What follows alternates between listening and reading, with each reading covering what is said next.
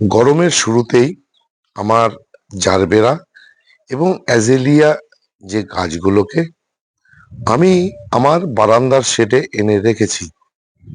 কেন রেখেছি সেই নিয়ে আজকের ভিডিও। নমস্কার, আমি দেবজ্যোতি ওরফে রান্তু। আপনারা দেখছেন রান্তুর ছাদ বাগান।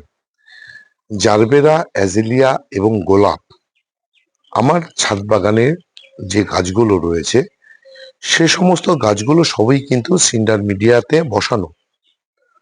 কেননা এই জারবেরা, অ্যাজেলিয়া এবং গোলাপ এরা কিন্তু এদের টবের মাটিতে জল বসে থাকা পছন্দ করে না, এবং টবের মাটিতে যদি জল বসে থাকে তবে এ সমস্ত গাছকে কিন্তু বাঁচানো যায় না।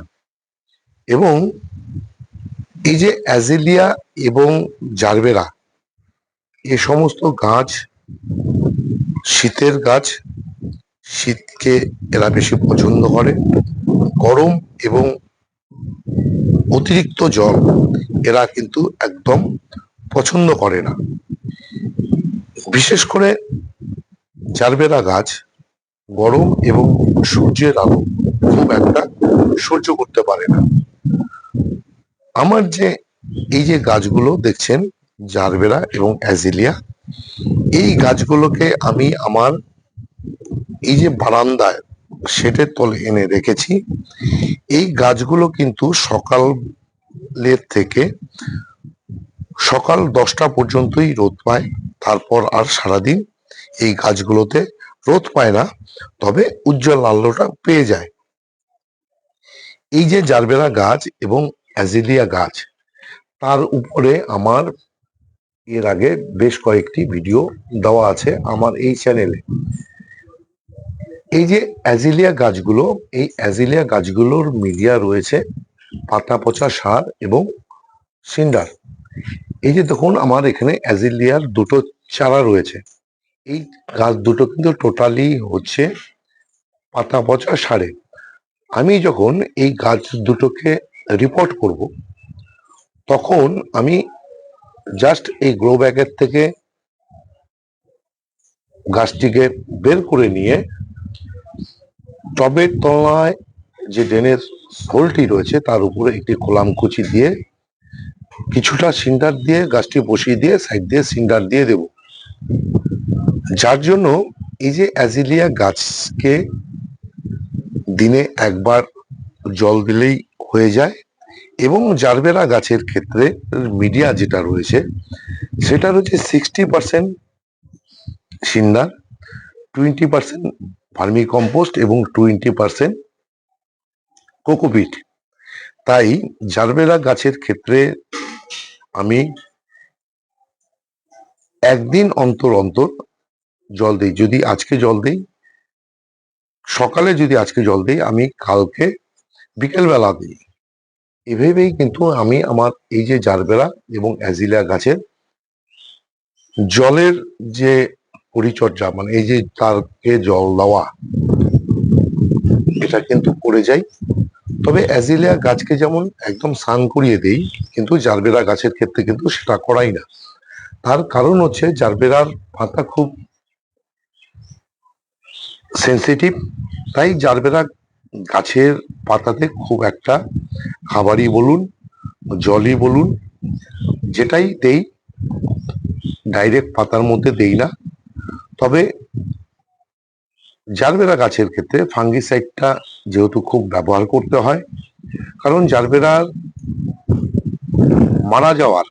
গাছ মারা যাওয়ার একটি কারণ, সেটা হচ্ছে ফাঙ্গাস জনিত কারণ। এর ফাঙ্গাস লাগে কিন্তু শিকড়ের মধ্যে, মানে টবের গাছের গোড়াতে। আমার একটি গাছ কিছুদিন আগেই এই ফাঙ্গাস জনিত কারণে মারা গেছে, এবং তখন সেই সময় গাছটি বাইরে ছিল, শীতের সময় জল একটু দেওয়া বেশি হয়ে গিয়েছিল, তার জন্যই কিন্তু ফাঙ্গাস জনিত কারণে গাছটি মারা যায়। যার জন্য আমি এখন এই যে জারবেরা গাছের ক্ষেত্রে জলটি একদম বুঝে বুঝে দিচ্ছি, কিন্তু অ্যাজিলিয়া গাছে প্রতিদিনই দেই, একবার করে দেই, সেটা স্নান করিয়ে। কিন্তু জারবেরার ক্ষেত্রে তা না। কারণ জারবেরা গাছের কিভাবে দেই, কেন দেই সেটা বললাম। এই যে জারবেরা গাছের ক্ষেত্রে আমি যখন জারবেরা গাছগুলোকে বসিয়েছিলাম, বসানোর পর জারবেরা গাছের থেকে যখন নতুন নতুন পাতা বেরোতে থাকে, সে সময় কিন্তু আমি 12-61 জারবেরা গাছের ক্ষেত্রে দিয়ে গেছি। তারপরে যখন আট পাতা বেরিয়ে আসে, আট পাতার মতন হয়ে যায়, তখন কিন্তু আমি এই যে জারবেরা গাছে ব্যালেন্স এমপিকে দিতে থাকি। গাছগুলো যেহেতু ফাঙ্গাস জনিত কারণ বেশি ভোগে, তাই জারবেরা গাছের এই যে খাবারগুলো আমি কিন্তু সব মিডিয়াতে দিয়েছি।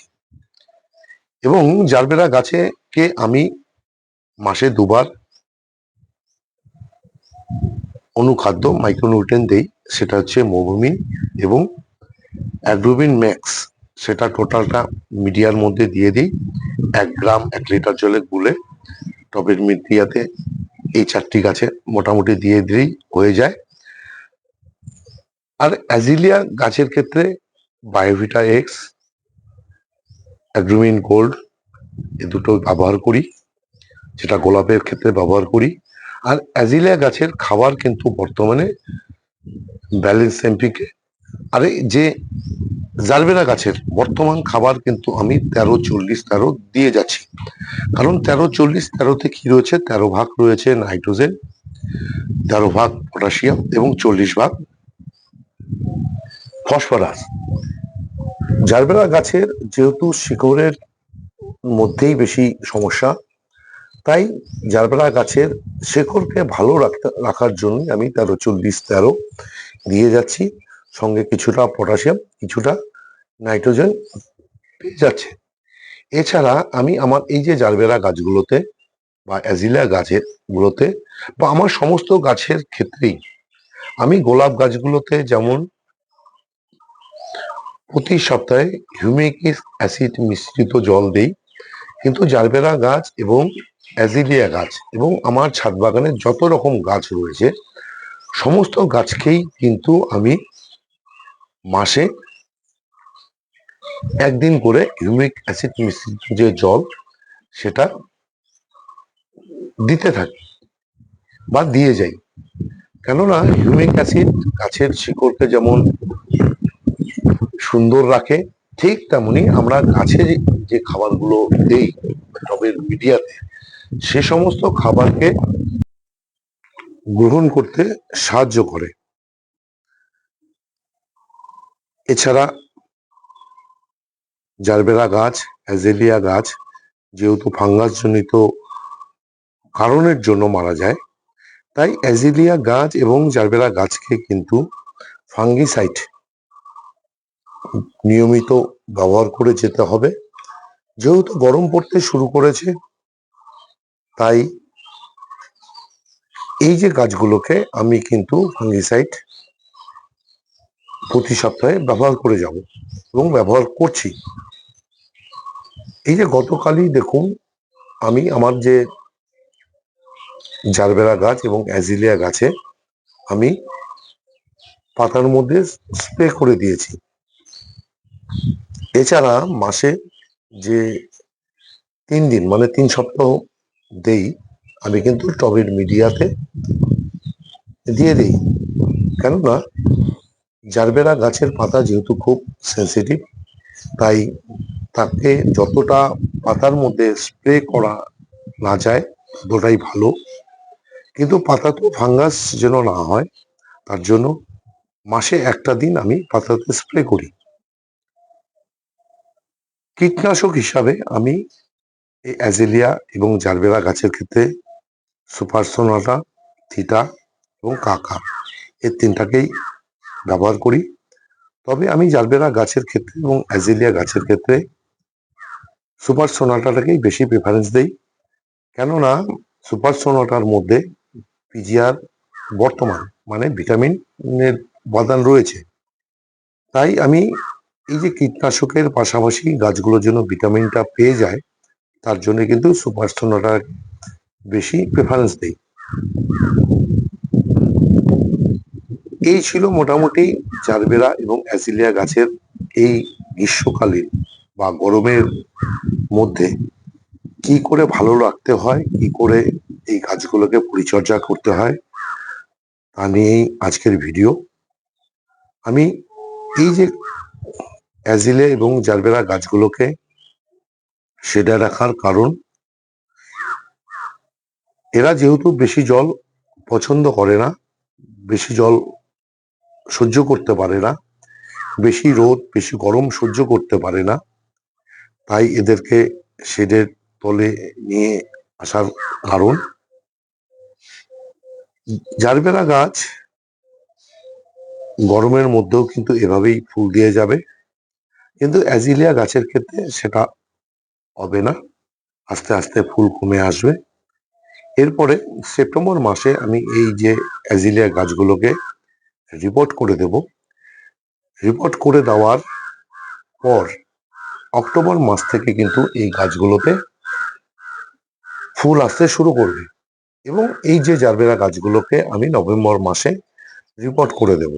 কারণ জারবেরা গাছকে নতুন গাছ এবং রিপোর্ট নভেম্বর মাসই হচ্ছে সব থেকে মোক্ষম সময়। এই ছিল আজকের ভিডিও। ভিডিওটি যদি আপনাদের ভালো লেগে থাকে তাহলে একটি লাইক দেবেন, কমেন্ট করবেন, আর আমার এই চ্যানেলটি যদি সাবস্ক্রাইব করা না থাকে তবে চ্যানেলটি সাবস্ক্রাইব করে নেবেন। কেননা প্রতিদিন দুপুর 1টায় আমার যে চ্যানেল রামপুর ছাদ বাগান, সেই চ্যানেলে কোনো না কোনো ভিডিও চলেই আসে। সেই ভিডিও দেখতে বা পেতে চাইলে আমার এই চ্যানেলটি সাবস্ক্রাইব করে নিতেই হবে।